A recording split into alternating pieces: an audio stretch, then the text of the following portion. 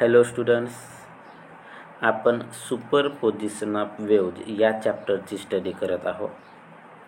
या अगोदरच्या व्हिडिओमध्ये आपण प्रोग्रेसिव्ह वेव्ह म्हणजे काय होते आणि प्रॉपर्टीज ऑफ प्रोग्रेसिव्ह वेव्ह याबद्दल स्टडी केला. आजच्या व्हिडिओमध्ये आपण स्टडी करणार आहोत की सिंपल हार्मोनिक प्रोग्रेसिव्ह वेव्ह म्हणजे काय होते आणि त्या सिंपल हार्मोनिक प्रोग्रेसिव्ह वेव्हचा इक्वेशन काय होते याबद्दल स्टडी करणार आहोत. तर what is simple harmonic progressive wave? Simple harmonic progressive wave म्हणजे काय होते? तर लक्षात ठेवा की तुम्हाला सिंपल हार्मोनिक प्रोग्रेसिव्ह वेव्हबद्दल म्हणजे काय होते जर माहीत करायचं जर असेल तर त्या अगोदर आपल्याला माहीत पाहिजे की प्रोग्रेसिव्ह वेव्ह म्हणजे काय होते. So what is progressive wave याच्या अगोदरच्या व्हिडिओमध्ये आपण बघितला होता आणि तुम्हाला माहीत आहे की एखादी वेव्ह कंटिन्युअसली एकाच डायरेक्शनने ट्रॅव्हल जर होत असेल विदाऊट डॅम्पिंग, विदाऊट ऑब्स्ट्रक्शन, त्या टाईपच्या वेव्हला आपण काय म्हणतो? Progressive wave. एखादी वेव्ह न थांबता न डॅम्प होता कंटिन्युअसली एकाच डायरेक्शनला जर ट्रॅव्हल जर होत असेल त्या टाईपच्या वेव्हला आपण काय म्हणतो? Progressive wave. बरोबर आहे. त्यानंतर सिंपल हार्मोनिक मोशन म्हणजे काय होते? जेव्हा एखादा पार्टिकल व्हायब्रेट करते वेळी या टाईपची मोशन करत असेल आणि या टाईपची जेव्हा टू अँड फ्रो मोशन करतो पार्टिकल, तेव्हा ही जे मोशन आहे ही motion about their mean position आपल्याच मेन पोझिशनच्या वरून जो काय टू अँड फ्रो मोशन करतो पार्टिकल, या टाईपच्या मोशनला आपण काय म्हणतो? Simple harmonic motion. आपण काल पहिल्या प्रॉपर्टीमध्ये बघितला होता. ओके. तर जेव्हा प्रोग्रेसिव्ह वेव्ह एखाद्या मीडियममधून ट्रॅव्हल होईल, जेव्हा प्रोग्रेसिव्ह वेव्ह एखाद्या मीडियममधून ट्रॅव्हल होईल तेव्हा त्या मीडियमचे जे पार्टिकल्स आहेत ते पार्टिकल्स काय परफॉर्म करतील? व्हायब्रेशन्स परफॉर्म करतील about their mean position. Vibration कसं परफॉर्म होतील? जेव्हा ते जे काही वेव्ह एखाद्या मीडियममधून ट्रॅव्हल होते त्या ट्रॅव्हल होणाऱ्या मीडियममधलं जे काही पार्टिकल्स आहेत ते पार्टिकल्स कोणती मोशन करतील? या टाईपची मोशन करतील. ही जे मोशन आहे ही कोणती मोशन असते? Harmonic motion. तर हे जे व्हायब्रेशन, त्या मीडियममधलं व्हायब्रेशन जेव्हा हार्मोनिक मोशन करतील तर त्यामधून जाणारी जी प्रोग्रेसिव्ह वेव्ह आहे त्या प्रोग्रेसिव्ह वेव्हला म्हटले जाते सिंपल हार्मोनिक प्रोग्रेसिव्ह वेव्ह. काय म्हणतो आपण? Simple harmonic progressive wave. म्हणजे एखाद्या मीडियममधून जी प्रोग्रेसिव्ह वेव्ह ट्रॅव्हल होत आहे त्या मीडियममधलं पार्टिकल्स जे व्हायब्रेशन परफॉर्म करणार आहेत अबाउट देअर मेन पोझिशन, ते जे व्हायब्रेशन्स आहेत ते व्हायब्रेशन सिंपल हार्मोनिक आहेत किंवा सिंपल हार्मोनिक असतील, तेव्हा त्या सिंपल हार्मोनिक व्हायब्रेशन करणाऱ्या पार्टिकलपासून जी वेव्ह तयार होते किंवा जी प्रोग्रेसिव्ह वेव्ह ट्रॅव्हल होते त्या प्रोग्रेसिव्ह वेव्हला आपण म्हणतो सिंपल हार्मोनिक प्रोग्रेसिव्ह वेव्ह. काय म्हणतो आपण? Simple harmonic progressive wave. राहील लक्षात? ओके. आता आपण फाइंड करू की equation of expression for simple harmonic progressive wave म्हणजे इक्वेशन फाइंड करायचं आहे आपल्याला सिंपल हार्मोनिक प्रोग्रेसिव्ह वेव्हचा. तर सिंपल हार्मोनिक प्रोग्रेसिव्ह वेव्हचा इक्वेशन फाइंड करण्यासाठी मी एक simple harmonic progressive wave consider करतो. मी काय कन्सिडर करतो? Simple harmonic progressive wave. ती वेव्ह जी सिंपल हार्मोनिक प्रोग्रेसिव्ह आपण कन्सिडर करणार आहोत ती वेव्ह असं कन्सिडर करू की एक्स ॲक्सिसच्या पॉझिटिव्ह डायरेक्शनला ट्रॅव्हल होईल. सध्या सुरुवातीला आपण असं इनिशियली असं कन्सिडर करू ही एक वेव्ह आहे. ती वेव्ह समजा ही एक वाय ॲक्सिस आहे, बरोबर आहे, आणि हा काय आहे? X axis. तर एक्स ॲक्सिसपैकी हा इथे काय असते? हा इथे काय आहे? ओरिजिन. इथे काय राहते? ओरिजिन. हा झाला तुमचा ओरिजिन. त्यानंतर जे तुमची वेव्ह आहे वेव्हचा हा जो काही वाय ॲक्सिसचा पोर्शन आहे याला म्हणतो पॉझिटिव्ह वाय ॲक्सिस. हा जो आहे हा काय असते? Positive x axis. हा काय राहील तुमचा? Positive x axis. तर आपण असं कन्सिडर करू की एक सिंपल हार्मोनिक प्रोग्रेसिव्ह वेव्ह जी पॉझिटिव्ह एक्स ॲक्सिसच्या डायरेक्शनने ट्रॅव्हल होत आहे. कोणत्या डायरेक्शनने ट्रॅव्हल होत आहे? पॉझिटिव्ह एक्स ॲक्सिसच्या डायरेक्शनने ट्रॅव्हल होत आहे आणि त्याच्या मधामध्ये हा जो वाय ॲक्सिस आहे ह्या वाय ॲक्सिसवर याचं डिस्टर्बन्स म्हणजेच डिस्प्लेसमेंट ऑफ पार्टिकल. डिस्टर्बन्स म्हणजेच हा जो काही पार्टिकल्स या टाईपने व्हायब्रेट होईल तर याचं डिस्प्लेसमेंट आपण कशावर डिनोट करतो आहोत, वाय ॲक्सिसवर. आणि तुमची जे वेव्ह आहे ती वेव्ह कोणत्या डायरेक्शनने ट्रॅव्हल होत आहे, पॉझिटिव्ह डायरेक्शन ऑफ एक्स ॲक्सिसच्या पॉझिटिव्ह डायरेक्शनात ट्रॅव्हल होत आहे असं आपण कन्सिडर करू. राईट लक्षात. म्हणजे जे तुमची वेव्ह आहे ही जी वेव्ह आहे ही वेव्ह कोणती वेव्ह आहे, एक सिम्पल हार्मोनिक प्रोग्रेसिव्ह वेव्ह आहे जी पॉझिटिव्ह एक्स ॲक्सिसच्या डायरेक्शनने ट्रॅव्हल होत आहे आणि याचं जे डिस्प्लेसमेंट आहे ते डिस्प्लेसमेंट कसं आहे, वाय ॲक्सिस. आपण त्याचं डिस्प्लेसमेंट कशावर डिनोट करणार आहोत, वाय ॲक्सिसवर. म्हणजे हा वाय ॲक्सिस जो आहे तो वाय ॲक्सिसवर काय डिनोट होत आहे, डिस्प्लेसमेंट. जसा हा पार्टिकल व्हायब्रेट झाला तर किती व्हायब्रेट झाला, याचा डिस्प्लेसमेंट काय आहे तर हा कशावर डिनोट होईल, वाय ॲक्सिसवर. तर वाय ॲक्सिसवर डिस्प्लेसमेंट डिनोट होणार आहे आणि तुमची जी वेव्ह आहे ते कोणत्या डायरेक्शनात ट्रॅव्हल होत आहे, पॉझिटिव्ह एक्स ॲक्सिसच्या डायरेक्शनने ट्रॅव्हल होत आहे. त्यानंतर यामध्ये इथे काय आहे, ओरिजिन. तुमचं काय आहे, ओरिजिन आहे. ओके, इथपर्यंत क्लिअर. ओके, चला. त्यानंतर तुमची जी वेव्ह आहे ती वेव्ह कोणती वेव्ह आहे, सिम्पल हार्मोनिक प्रोग्रेसिव्ह वेव्ह आहे. म्हणजे याचा अर्थ सिम्पल हार्मोनिक मोशनचा जो इक्वेशन असेल तो इक्वेशन याला बिलॉंग करेल, कारण का वेव्हच सिम्पल हार्मोनिक प्रोग्रेसिव्ह वेव्ह आहे. तर तुम्हाला जर आठवत जर असेल तर ऑसिलेशन चॅप्टरमध्ये आपण सिम्पल हार्मोनिक मोशन स्टडी केला होता. त्यामध्ये आपण डिस्प्लेसमेंट ऑफ पार्टिकल काढला होता. काय आला होता displacement of particle, x is equal to A sine omega t plus phi. आठवत जर असेल तर या टाईपचा एक इक्वेशन आपण फाईंड केला होता की x equal to A sine omega t plus phi केला होता. यामध्ये एक्स म्हणजे काय होत होता, displacement of particle any position, displacement of particle in any position. आणि या मधामध्ये ए म्हणजे तुमचा ॲम्प्लिट्यूड आणि फाय म्हणजे काय होता, फेज अँगल. बरोबर आहे. तर जर का समजा हा पार्टिकल म्हणजे ऑसिलेशनमध्ये जेव्हा ऑसिलेशन परफॉर्म करते वेळी पार्टिकल जेव्हा ऑसिलेशन परफॉर्म करते वेळी कोणत्याही पोझिशनवर जर असेल तेव्हा आपण हा इक्वेशन यूज करतो तो डिस्प्लेसमेंटचा. पण जेव्हा जर का समजा तोच पार्टिकल मीन पोझिशनवर असेल म्हणजे त्याचा अर्थ ओरिजिनवर असेल, त्यावेळी त्या पार्टिकलचा फेज अँगल काय होईल, हा तर झिरो होईल. हा काय होईल, झिरो. मग हा जर झिरो जर झाला, पार्टिकल जर काय झाला झिरो, तर हा जर पार्टिकल जर झिरो होत असेल तर ॲट मीन पोझिशन, हे जो काही इक्वेशन होता हा एनी पोझिशनचा होता. हा जो इथे फाय होता हा इक्वेशन म्हणजे कसा होता, एनी पोझिशनचा होता. पण जर का समजा पार्टिकल मीन पोझिशनवर असेल म्हणजे त्याचा अर्थ ओरिजिनवर असेल. ओरिजिन म्हणण्यापेक्षा तुम्हाला मीन पोझिशनवर जर असेल त्यावेळी त्याचा फेज अँगल किती, हा तर झिरो राहील. मग फेज अँगल झिरो जर असेल तर ॲट मीन पोझिशन तुमचा डिस्प्लेसमेंटचा जो इक्वेशन आहे तो डिस्प्लेसमेंटचा इक्वेशन काय बनेल, x is equal to A sine omega t. काय बनेल, x is equal to A sine omega t. काय लक्षात. तर हा जो काय तुमचा इक्वेशन बनला हा इक्वेशन कसा बनला, simple harmonic motion in mean position किंवा ॲट मीन पोझिशन. कशावरचा बनला, ॲट मीन पोझिशन. बरोबर आहे. चला, तर ह्याच इक्वेशनशी रिलेटेड करायचं आहे आपल्याला सिम्पल हार्मोनिक प्रोग्रेसिव्ह वेव्हचा इक्वेशन. यामध्ये फक्त एवढाच डिफरन्स आहे की आपण डिस्प्लेसमेंटला ऑसिलेशन चॅप्टरमध्ये एक्सने डिनोट केला होता. याच्या मधामध्ये आपण कशाने डिनोट करणार आहोत, वायने डिनोट करणार आहोत.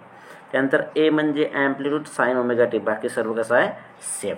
तर हा इक्वेशन जो आहे ह्या इक्वेशनचा रेफरन्स घेऊन आपल्याला सिम्पल हार्मोनिक प्रोग्रेसिव्ह वेव्हच्या इक्वेशनला कम्पेअर करायचं आहे, रिलेट करायचं आहे. आपल्या लक्षात. ओके, तर displacement of simple harmonic progressive wave काय व्हायला पाहिजे, मग त्या इक्वेशनवरून तो व्हायला पाहिजे की y is equal to A sine omega t. का बरं असा घेतला आपण, इथे याच्यासोबत काय आला असता, फाय आला असता. प्लसमध्ये काय आला असता, फाय आला असता. आला असता की नाही. बट आपली जे वेव्ह आहे ही वेव्ह कुठून स्टार्ट होत आहे, मेन पोझिशनपासून. मेन पोझिशनपासून स्टार्ट होत असल्यामुळे ह्या फायची व्हॅल्यू किती असेल, 0. आणि ॲट मेन पोझिशनवर ह्या फायची व्हॅल्यू 0 आहे.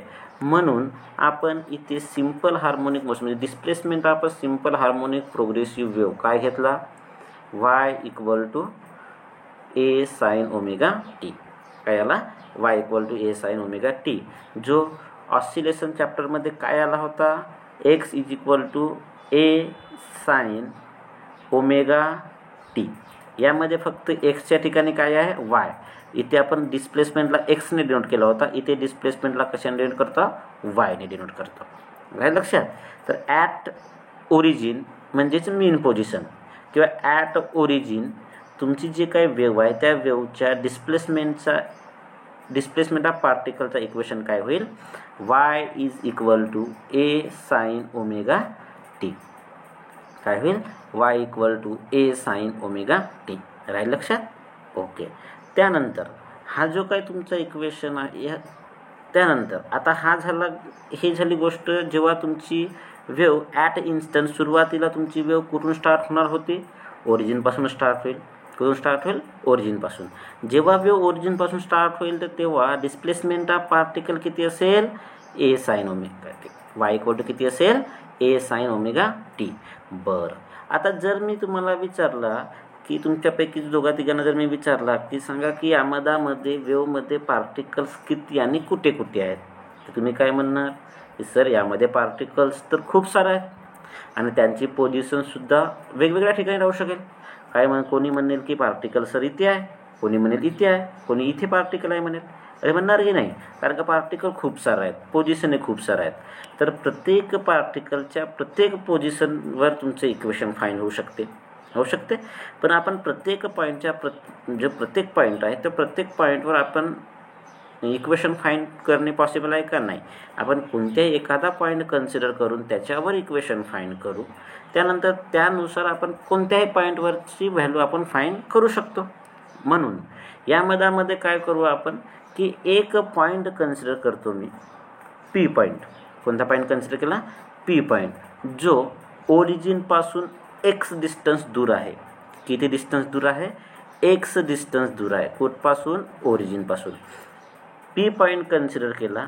पी पॉईंट हा एक्स डिस्टन्स दूर आहे ओरिजिनपासून. Any point. आपण कोणी म्हणत असेल की सर इथे का बरं नाही केला, आपण इथेही करू शकतो, इथेही करू शकतो, कुठेही करू शकतो. असं नाही आहे की तिथेच केला पाहिजे. पण मी एक पॉईंट कन्सिडर करत आहो की जो कुठे आहे, पी पॉईंटवर आहे आणि तो पी पॉईंट ओरिजिनपासून किती डिस्टन्सवर आहे, एक्स डिस्टन्सवर आहे.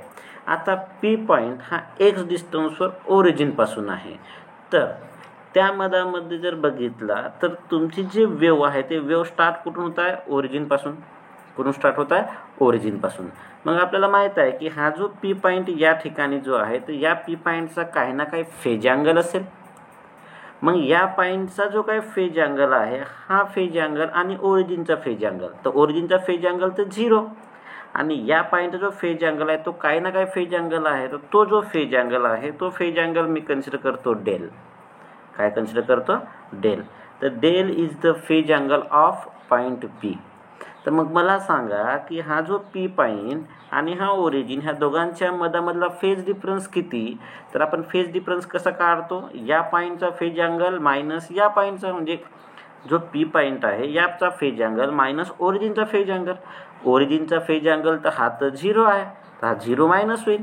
तर डेल मायनस 0, तर याच्यापासून आपल्याला काय मिळेल, डेलच मिळेल. काय मिळेल, डेल. म्हणजे आपण यामध्ये असं म्हणू शकतो की ओरिजिन आणि पी पॉईंट, काय म्हटलं आपण, ओरिजिन अँड पी पॉईंट यांच्या मधामधला जो फेज डिफरन्स आहे तो फेज डिफरन्स कितीचा आहे, डेलचा आहे. जो काही यांच्या मधामधला फेज डिफरन्स आहे तो फेज डिफरन्स कितीचा आहे, डेलचा आहे. इथपर्यंत समजलं. ओके. आता या मधामध्ये एक लक्षात ठेवा की तुमचा जो पी पॉईंट आहे हा पी पॉईंट ओरिजिनच्या नंतर येतात. अगोदर कोण येतात, ओरिजिन. जर समजा वेव्ह स्टार्ट झाली कुठपासून, ओरिजिनपासून, आणि नंतर ती वेव्ह ट्रॅव्हल होत होत होत कुठे गेली, पी पार्टिकलच्या नंतर मग मिळून समोर गेली वेव्ह, गेली की नाही. तर मला सांगा, जे काही डिस्टर्बन्स ऑफ पार्टिकल जो कशावर येत आहे, ओरिजिनवर येत आहे, हे जे ओरिजिनवर येणारे जे डिस्टर्बन्स आहेत ते डिस्टर्बन्स काही वेळाच्या नंतर कुठे पोहोचतील, पी पॉईंटवर पोहोचतील. काही वेळाच्या नंतर कुठे पोहोचतील, पी पॉईंटवर पोहोचतील. म्हणजे ह्या ओरिजिनपासून येणारे जे डिस्टर्बन्स आहेत ते डिस्टर्बन्स काही वेळानंतर पी पॉईंटपर्यंत पोहोचत आहेत. म्हणजे याचा अर्थ पी पॉईंटवर जे डिस्टर्बन्स पोहोचत आहेत ते लेट पोहोचत आहेत. अगोदर कोणावर पोहोचत आहेत, ओरिजिनवर, नंतर कोणापर्यंत जाऊन पोहोचत आहेत, पी पॉईंटपर्यंत. राहील लक्षात. सिंपल एक एक्झाम्पल लक्षात ठेवा की समजा एक ट्रेन आहे, एक काय आहे, ट्रेन आहे. ट्रेन समजते ना, एक ट्रेन आहे. ही ट्रेन ट्रॅव्हल होत आहे या डायरेक्शनने समजा. आता ही जो काही पोझिशन आहे ही समजा ओरिजिन पोझिशन आहे आणि हा जो स्टेशन आहे हा पी स्टेशन आहे. एक काय म्हटलं आपण, हा जो काही तुम्हाला दिसत आहे हे ओरिजिन, हा स्टेशन ओरिजिन पहिला स्टेशन, नंतर इथे कोणता स्टेशन आहे, पी स्टेशन आहे. मग मला सांगा, जेव्हा ही ट्रेन या डायरेक्शनने ट्रॅव्हल होणे स्टार्ट होईल तर मला सांगा ह्या ट्रेनमध्ये ओरिजिनपासून निघाल्याच्या नंतर म्हणजे ओरिजिनवर सर्वात इथपासून इथपर्यंत जाईपर्यंत सर्वात जास्त पॅसेंजर कुठून मिळतील, ह्या डिस्टन्समध्ये जास्त पॅसेंजर राहतील की नाही. म्हणजे आपण जर का समजा इथे जर का कन्सिडर केला की टोटल पॅसेंजर किती, ते total passenger 100 for example 100 passenger, त्यापैकी पीवरून किती बसलेत, तर पीवरून समजा 60 बसलेत. पीवरून किती बसले, 60, पण टोटल किती आहेत, 100. याचा अर्थ पहिलेच अगोदरच पी पॉईंटच्या अगोदरच ओरिजिनवरून किती बसले असतील, 40 पॅसेंजर बसले असतील. म्हणजे मला सांगायचं असं आहे की जेव्हा ही वेव्ह ओरिजिनपासून पी पॉईंटपर्यंत जाईल तिथपर्यंत ते डिस्टर्बन्स जाईपर्यंत पी पॉईंट जो आहे तो पी पॉईंट ओरिजिनच्या नंतर आहे. नंतर आहे म्हणजे मागे आहे. मागे आहे म्हणजेच काय करताय, जो काय तुमचा पार्टिकल आहे, जो काय तुमचा पी पॉईंट आहे तो पी पॉईंट लॅग करत आहे कोणाला, ओरिजिनला. काय करताय, लॅग. म्हणजे तुमचा जो पी पॉईंट आहे हा पी पॉईंट ह्या ओरिजिनपासून काही डिस्टन्सने, जे काही डिस्टन्स आहे तर तुमचा जो पी पॉईंट आहे हा पी पॉईंट काही डिस्टन्सने काय करत आहे, लॅग करत आहे ओरिजिनपासून. तर कितीने लॅग करत आहे, तर फेज डिफरन्स डेलने लॅग करत आहे. जो तुमचा पार्टिकल ॲट पीवरचा जो पार्टिकल आहे तो फेज अँगल डेलने ओरिजिनपासून कसा होत आहे, लॅग करत आहे. लॅग करणे म्हणजे मागे राहणे, लॅग करणे म्हणजे मागे राहणे, लॅग करत आहे, मागे राहत आहे. तर तुमचं जेव्हा पार्टिकल ओरिजिनवर जेव्हा होता तेव्हा ओरिजिनवर असतेवेळी तुमच्या ज्या पार्टिकल्सचे जो काही इक्वेशन आहे तो इक्वेशन काय होता, y = a sin omega t. काय इक्वेशन होता, y = a sin omega t.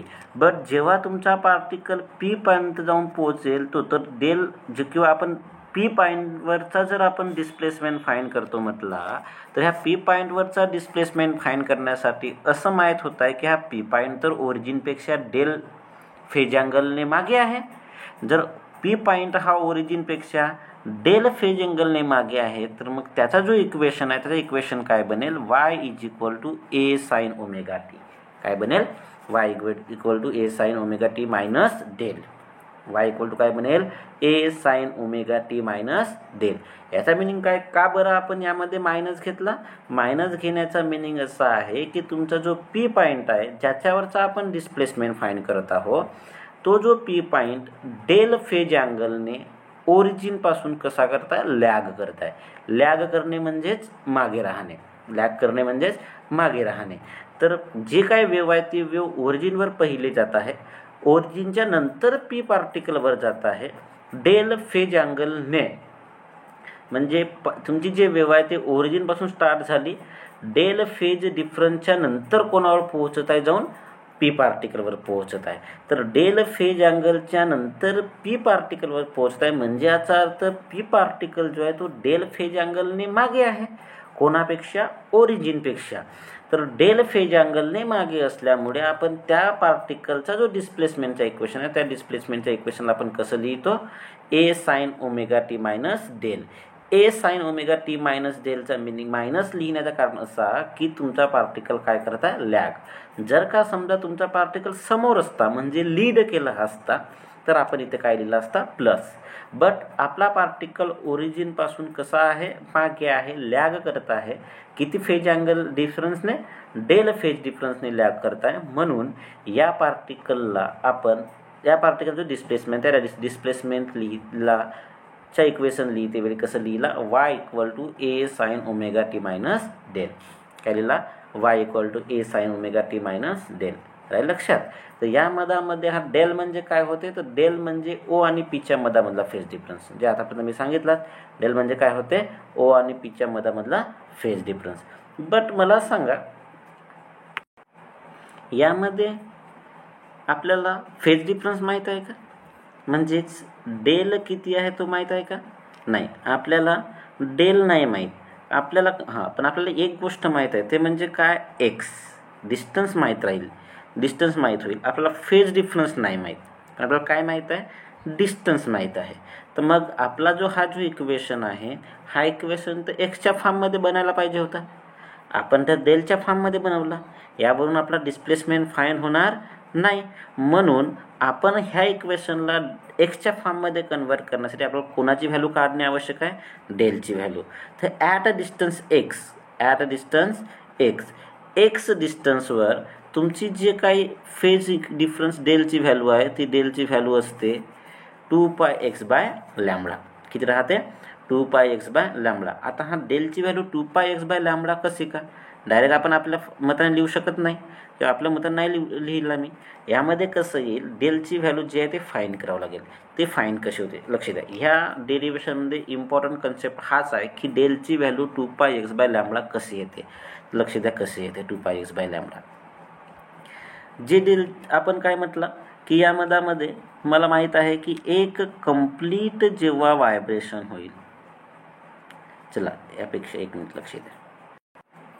काय म्हटलं, लक्ष द्या. काय म्हटलं आपण, या टाईपची आपली वेव्ह आहे. इथे किती अँगल आहे, 2π. किती अँगल आहे, 2π. आणि आपला जो पार्टिकल आहे तो पार्टिकल या ठिकाणी सपोज पी, किती डिस्टन्सवर, एक्स डिस्टन्सवर. किती डिस्टन्सवर आहे, एक्स डिस्टन्सवर. त्यानंतर आपल्याला एक गोष्ट माहीत आहे की जेव्हा एक कंप्लीट व्हायब्रेशन होण्यासाठी, हा जेव्हा वेव्ह एक कंप्लीट व्हायब्रेशन करेल, तर एका कंप्लीट व्हायब्रेशन होण्यासाठी जो काही डिस्टन्स वेव्ह कव्हर करेल त्याला तर आपण काय म्हणतो, वेव्हलेंथ म्हणतो. काय म्हणतो आपण, वेव्हलेंथ. म्हणजे यामध्ये जर बघितलं आपण तर एक कंप्लीट व्हायब्रेशन करण्यासाठी जो काही डिस्टन्स कव्हर होईल, एक कंप्लीट व्हायब्रेशन करण्यासाठी जे वेव्ह एक जो काही डिस्टन्स कव्हर करेल त्या डिस्टन्सला आपण काय म्हणतो, वेव्हलेंथ. आता आपण मला सांगा, हा लॅम्बडा डिस्टन्स कव्हर करण्यासाठी जे वेव्ह आहे ते वेव्ह किती अँगल म्हणजे किती फेज अँगल कव्हर करत आहे, किंवा हा जो लॅम्बडा डिस्टन्स आहे, हा लॅम्बडा डिस्टन्स ओरिजिनपासून इथपर्यंत लॅम्बडा डिस्टन्स आहे. आणि लॅम्बडा डिस्टन्सचा जर विचार केला तर लॅम्बडा डिस्टन्स कुठपर्यंत राहते, इथपर्यंत. म्हणजे इथे अँगल किती, 2π. तर ह्या दोघांच्या मधामधला फेज डिफरन्स किती, 2π - 0, म्हणजे हा तर 2π होईल. फेज डिफरन्स किती, 2π. बरोबर आहे. तर लॅम्बडा डिस्टन्स कव्हर करण्यासाठी फेज डिफरन्स किती येते, 2π. तर एक्स डिस्टन्स कव्हर करण्यासाठी फेज डिफरन्स किती, तर फेज डिफरन्स आपण डेल घेतला होता. किती घेतला होता, डेल. म्हणजे लॅम्बडा डिस्टन्स कव्हर करण्यासाठी फेज डिफरन्स किती, 2π. समजला की नाही. आपण काय म्हटलं, एक कंप्लीट जेव्हा वन व्हायब्रेशन कंप्लीट करण्यासाठी जो काही वेव्ह डिस्टन्स कव्हर करेल त्या डिस्टन्सला आपण म्हणतो वेव्हलेंथ ऑफ पार्टिकल. दोन फेज अँगलच्या मधामधला डिफरन्स कोणतं, टू ॲट मेन पोझिशन. म्हणजे या मेन पोझिशन एक वेव्ह झाली, ह्या मेन पोझिशनची एक वेव्ह झाली, इथून दुसरी वेव्ह स्टार्ट होईल, म्हणजे ही एक मेन पोझिशनच झाली. ह्या दोघांच्या मधामधला किंवा एक कंप्लीट वेव्ह फॉर्म होण्यासाठी ती वेव्ह जेवढा डिस्टन्स कव्हर करेल तो डिस्टन्स म्हणजे काय होते, वेव्हलेंथ ऑफ वेव्ह. तर मला सांगा या मधामध्ये जो वेवलेंथ ऑफ वेव लॅम्बडा जो आहे हा लॅम्बडासाठी लॅम्बडा डिस्टन्स कव्हर करण्यासाठी फेज डिफरन्स कितीचा येत आहे? हा फेज डिफरन्स तर 2π चा येत आहे. म्हणजे लॅम्बडा डिस्टन्ससाठी फेज डिफरन्स किती? 2π. आणि एक्स डिस्टन्ससाठी हा डिस्टन्स जो आहे ओरिजिनपासून तर पी पॉईंटपर्यंतचा जो डिस्टन्स आहे हा डिस्टन्ससाठी ह्या पी पॉईंटपर्यंत डिस्टन्ससाठी एक्स डिस्टन्स, तर एक्स डिस्टन्ससाठी फेज डिफरन्स कितीच होता? आपण आताच घेतला. किती फेज डिफरन्स आहे? डेल. म्हणजे लॅम्बडासाठी 2π तर एक्ससाठी फेज डिफरन्स किती? डेल. मग आपल्याला कोणाची व्हॅल्यू काढायची आहे? डेलची. डेलची व्हॅल्यू काढायची असेल तर ह्या दोघांचा काय करावं लागते? Cross multiplication. क्रॉस मल्टिप्लिकेशन जर केला तर डेल इंटू लॅम्बडा, तर काय होईल? हा डेल लॅम्बडा काय होईल?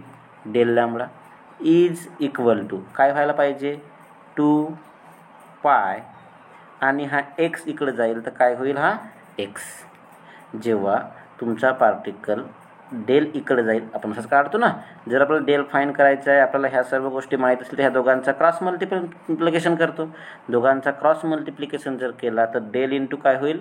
Lambda is equal to 2π into X. So therefore lambda equal to आपल्याला काय मिळेल?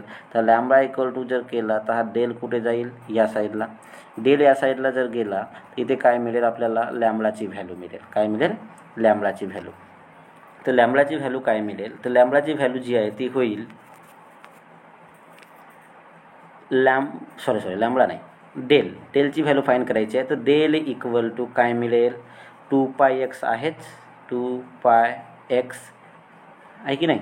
2πx आहेच डिवाईडमध्ये हा जो लॅम्बडा आहे हा लॅम्बडा इकडे जाईल त्याच्या डिवाईडमध्ये जाईल. तर डिवाईडमध्ये 2πx बाय लॅम्बडा काय मिळेल? 2πx डिवायडेड बाय लॅम्बडा ही होईल तुमची डेलची व्हॅल्यू. समजला की नाही? की कन्फ्यूज झाला? बरं एकदा सांगत आहोत, लक्ष द्या. काय म्हटलं आपण? लॅम्बडा डिस्टन्स जो आहे, चला ही वेव्ह आहे, ही काय कव्हर केला? सॉरी, हां ही काय आहे? एक वेव्ह आहे. या मधामध्ये हां ही वेव्ह आहे. ही वेव्ह ट्रॅव्हल होता या टाईपने. आपल्याला माहीत आहे की एक कंप्लीट वेव्ह होण्यासाठी जो वेव्ह आहे, एक कंप्लीट वेव्ह एक व्हायब्रेशनमध्ये वेव्ह जेवढा डिस्टन्स कव्हर करेल त्याला आपण म्हणतो वेवलेंथ ऑफ वेव्ह. आपल्याला हाय माहीत आहे की इथे असते 0, इथे राहते 90 डिग्री, इथे 180 डिग्री, 270 डिग्री आणि इथे काय राहते? 360 म्हणजेच 2π. 360 डिग्री म्हणजे किती? 2π. त्यानंतर आपण पार्टिकल इथे कन्सिडर केला होता. कुठे काय केला होता? पार्टिकल या ठिकाणी पार्टिकल कन्सिडर केला. पी पार्टिकल कन्सिडर केला एक्स डिस्टन्सवर. मग मला सांगा, मला असं म्हणायचं होतं की लॅम्बडा डिस्टन्स कव्हर करण्यासाठी किती फेज डिफरन्स येत आहे? हा इथपासून म्हणजे ओरिजिनपासून या पॉईंटपर्यंत लॅम्बडा डिस्टन्स कव्हर करण्यासाठी तुमचा जो पार्टिकल आहे तो पार्टिकल म्हणजे यांच्या मधामध्ये जो फेज डिफरन्स आहे तो फेज डिफरन्स किती आहे? हा तर 2π आहे. फेज डिफरन्स किती आहे? 2π. म्हणजे लॅम्बडा डिस्टन्ससाठी तुमचा फेज डिफरन्स किती? 2π. तर हा जो पी पार्टिकलपर्यंतचा डिस्टन्स आहे, किती डिस्टन्स? X distance. त्या एक्स डिस्टन्ससाठी तुमचा फेज डिफरन्स किती येतो? तर फेज डिफरन्स आपण डेल घेतला होता. काय घेतला होता? Phase difference del. मग आपल्याला कोणाची व्हॅल्यू पाहिजे होती? डेलची. डेलची व्हॅल्यू जर फाईंड करायचं असेल तर या मधामध्ये काय होते? ह्या दोघांचा क्रॉस मल्टिप्लिकेशन करावं लागते, तेव्हा डेलची व्हॅल्यू इझिली निघू शकते. तर आपण ह्या दोघांचा जर क्रॉस मल्टिप्लिकेशन केला तर डेल इंटू लॅम्बडा, आता काय होईल? Del lambda is equal to हा एक्स जर इकडे जाईल तर हा 2π इंटू एक्स होईल. तर 2π into X. So therefore del equal to आपल्याला डेलची व्हॅल्यू काढायची आहे. इकडं ऑलरेडी काय आहे? 2πx. डेलच्या सोबत लॅम्बडा कसा होता? मल्टिप्लायमध्ये. जेव्हा हा या साईडला जाईल, जेव्हा जो लॅम्बडा आहे हा लॅम्बडा या साईडला, जेव्हा लॅम्बडा या साईडला जाईल तर तो कुठे जाईल? डिवाईडमध्ये जाईल. कुठे जाईल? डिवाईडमध्ये जाईल की नाही? जेव्हा लॅम्बडा डिवाईडमध्ये जाईल तर डिवाईडमध्ये काय येईल? लॅम्बडा येईल या टाईपने. तर डेलचा जो फॉर्म्युला आहे तो फॉर्म्युला काय बनेल? 2πx divide by lambda. Lambda नाही, लंगडाच झालं. Lambda. Del equal to 2πx by lambda काय मिळेल? Del equal to 2πx/λ. तर असं फाईंड करावं लागेल. समजला का? काय केलं आपण? लॅम्बडा डिस्टन्ससाठी फेज डिफरन्स किती? 2π. तर एक्स डिस्टन्ससाठी फेज डिफरन्स किती? तर डेल.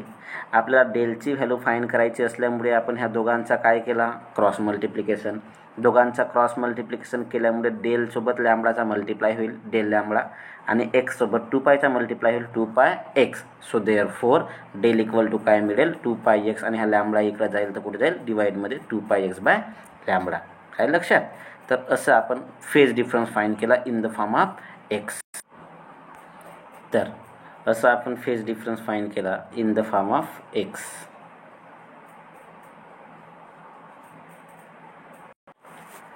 डेल इक्वल टू आपल्याला मिळाला 2πx/λ. कसं मिळालं समजलं? तर हा lambda distance 2π travel 2π distance cover करते. So therefore X distance del phase angle cover करते. त्यानंतर आपण क्रॉस मल्टिप्लाय केलं आणि क्रॉस मल्टिप्लाय केल्यानंतर डेल इक्वल टू काय फाईंड झाला? 2πx/λ. म्हणजे ते समजलं असेल तर याच्यामध्ये एकदा सांगून देतो तुम्हाला. एक्स डेल इक्वल टू आपण केला 2π. सो देअरफोर एक्स डिस्टन्ससाठी आपण फेज डिफरन्स घेतला होता किती? डेल. तर डेल हा फेज डिफरन्स. ह्या दोघांचा क्रॉस मल्टिप्लिकेशन केला. क्रॉस मल्टिप्लिकेशन केल्याच्यानंतर कोणाची व्हॅल्यू निघाली? डेल. डेल इकडे जाईल, लॅम्बडा इकडे येईल आणि एक्स या साईडला जाईल. समजला की नाही? हा डेल या डायरेक्शनला जाईल, हा डेल इकडे जाईल. डेल इकडे गेल्यामुळे इथे काय मिळेल आपल्याला? डेल मिळेल इक्वल टू हा जो काय तुमचा एक्स आहे हा एक्स इकडे चालला जाईल. एक्स इकडे जर गेला तिथे काय मिळेल तुम्हाला? 2πx. आणि ह्या डेलच्या ठिकाणी डेल 2πx आणि ह्या डेलच्या ठिकाणी काय मिळेल? डेल या साईडला गेल्यामुळे हा एक लॅम्बडा इकडे येईल. तर लॅम्बडा कुठे जाईल? सॉरी, यासोबत कोण आहे? एक्स. तर लॅम्बडा कुठे येईल? डिवाइडमध्ये येईल. काय होईल? लॅम्बडा. तर डेलची व्हॅल्यू काय मिळाली? 2πx/λ. आलं लक्षात? तर असं तुम्हाला डेलची व्हॅल्यू मिळाली. ही जी डेलची व्हॅल्यू आहे ही डेलची व्हॅल्यू पुट करणार आपण ह्या इक्वेशनमध्ये. ही जी डेलची व्हॅल्यू आहे ही डेलची व्हॅल्यू ह्या इक्वेशनमध्ये पुट करणार. डेलची व्हॅल्यू आपण ह्या इक्वेशनमध्ये जर पुट केला तर आपण काय मिळेल आपल्याला? y equal to a sin ω t minus del. डेलच्या ठिकाणी काय पुट केला आपण? 2πx/λ. ज्या ठिकाणी डेल होता आपला इक्वेशन काय होता? आपला इक्वेशन असा होता y is equal to a sin ω t minus del. ω t minus काय होता? डेल. त्या डेलच्या ठिकाणी आपण काय पुट केला? डेलची व्हॅल्यू जे काय असते? 2πx/λ. त्यानंतर यामध्ये जर बघाल तर आपल्याला एक गोष्ट माहीत आहे की ओमेगा इक्वल टू काय होते? 2π/t. ओमेगा इक्वल टू काय होते? 2π/t. तर ह्या ओमेगाच्या ठिकाणी हा जो ओमेगा आहे ह्या ओमेगाच्या ठिकाणी आपण काय पुट करणार? 2π/t. 2π/t पुट केला तर आपल्याला इक्वेशन काय मिळेल?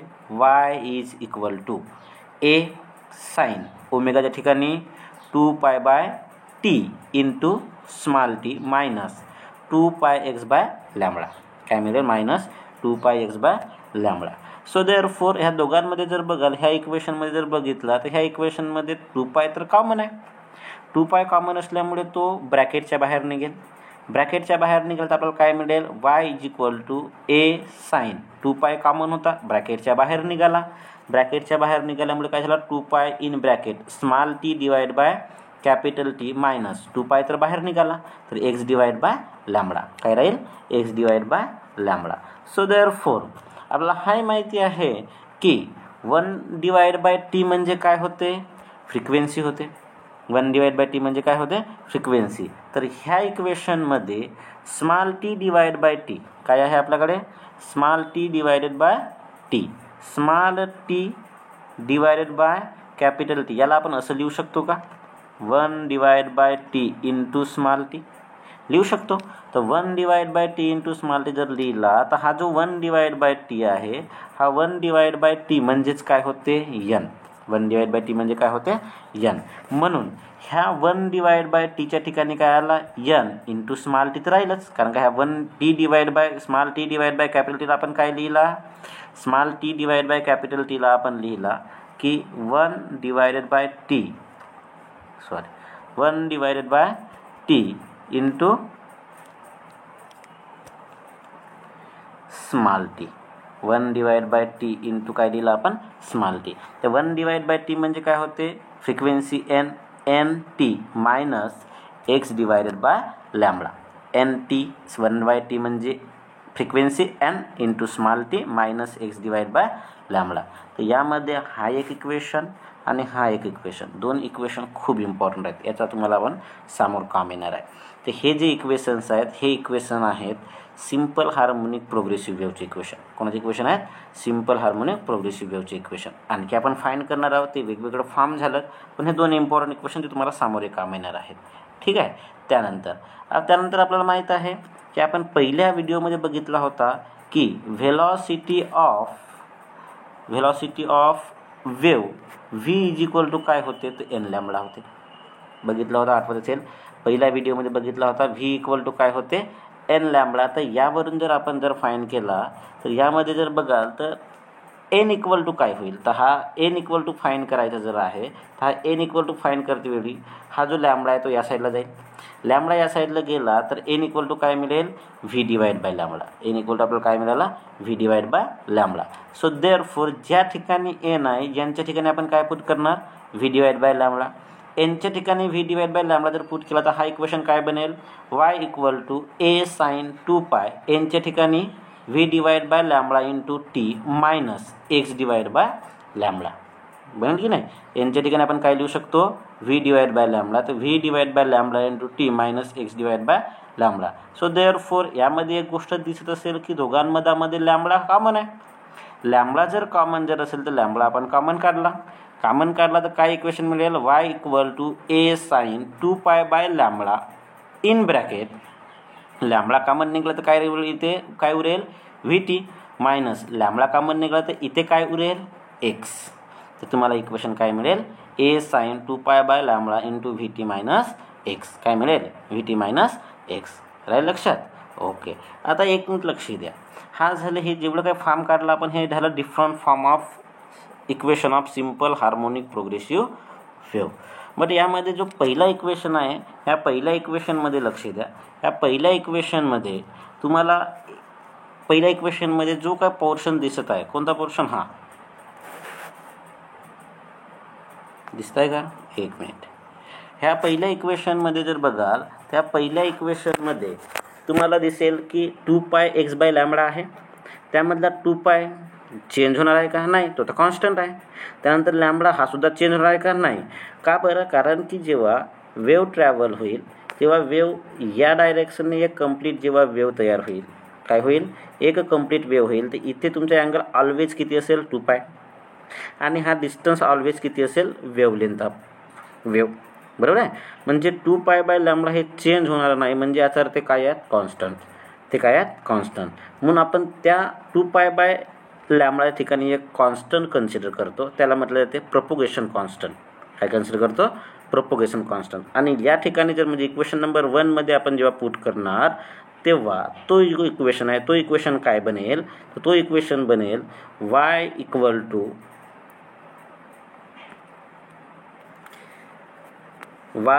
To A sine omega T minus 2π by lambda. जो कॉन्स्टंट टर्म होती त्या ठिकाणी आपण के यूज केला तर ते कॉन्स्टंट टर्म केच्या ठिकाणी काय येईल 2π बाय लॅम्बडा ठिकाणी काय येईल के इंटू एक्स.